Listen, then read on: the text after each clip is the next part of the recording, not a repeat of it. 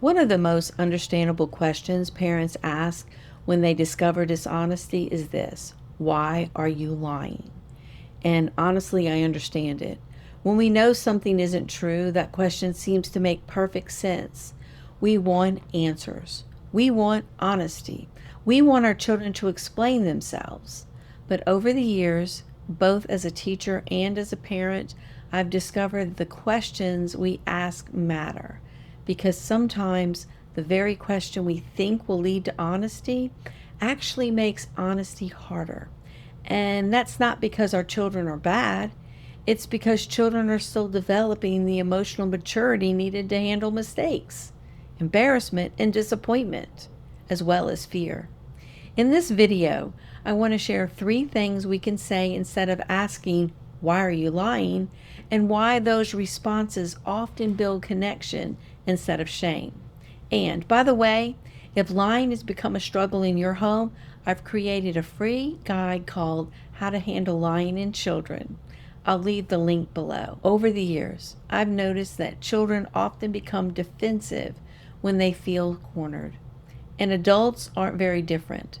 Most of us don't think clearly when we feel accused. I've seen many times in the classroom a student would insist she had returned borrowed materials only for them to be discovered later inside her desk.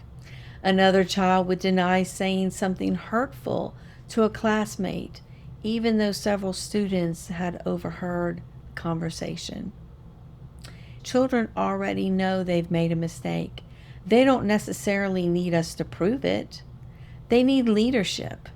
That's why I found it helpful to simply say, "Something doesn't seem right here." Those words communicate concern without immediately putting a child on the defensive. They leave room for honesty. And I think that's important because many children aren't carefully calculating how to deceive us. They're overwhelmed by fear, fear of consequences, fear of disappointment, fear of embarrassment. And when fear takes over, children don't always know how to handle those feelings well. Understanding that doesn't excuse dishonesty, but it often changes the way we respond. I've learned that children rarely move toward honesty when they feel emotionally cornered. They need leadership more than they need fear. Children rarely move toward honesty when they feel cornered. Another phrase I've come to appreciate over the years is this: let's talk about what really happened. I like that phrase because it communicates something important. It assumes that truth matters, but it also communicates hope. I've seen this many times during disagreements between classmates. Sometimes everyone involved had a different version of events.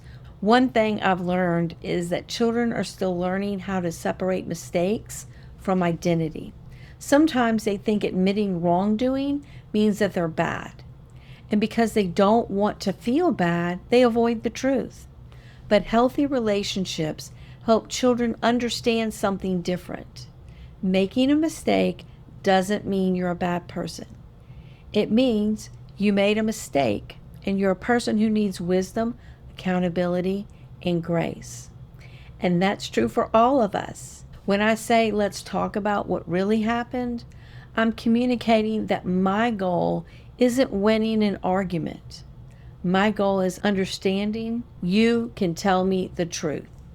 Over the years, I've seen children carry tremendous fear over a very small mistake, like a missing paper, a broken classroom supply, a hurt feeling, or something said in frustration.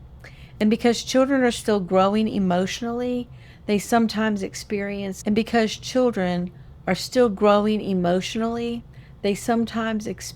those moments as much bigger than they really are. I've seen students spend half the day denying something only to quietly come to me later and finally tell me the truth. And that taught me something important. Many children want to be honest. They just need to know honesty is safe. Not safe from accountability and not safe from responsibility, but safe from shame. And there's a difference. Our goal isn't simply getting a confession. Our goal is helping children become people who love truth, people who know how to admit mistakes, and people who understand that accountability and hope belong together. Because if my goal is teaching honesty, I become a leader. And I think that's one of the most important mental changes that we can make. Children need loving leadership. They need adults who can hold them accountable while protecting the relationship. And when children know they are loved, even when they've made mistakes, honesty becomes easier over time. Children learn honesty best when truth and grace work together. So if you find yourself asking, why are you lying? Don't be discouraged. Most of us have asked that question, and truly understand why. But over the years, I've learned that shame rarely teaches honesty. Connection opens doors that pressure often closes.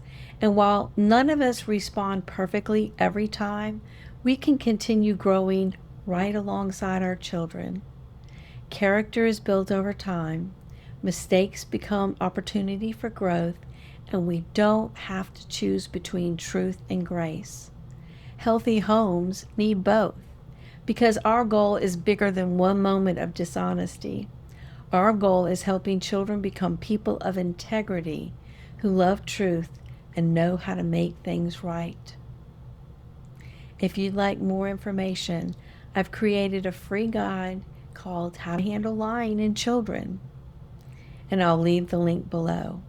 And if you've ever noticed that the harder you push, the more your child seems to shut down, you'll want to watch the next video, because next we're going to talk about why calm responses often open doors that pressure closes. And honestly, understanding this changed the way I viewed so many situations over the years. I'll see you there.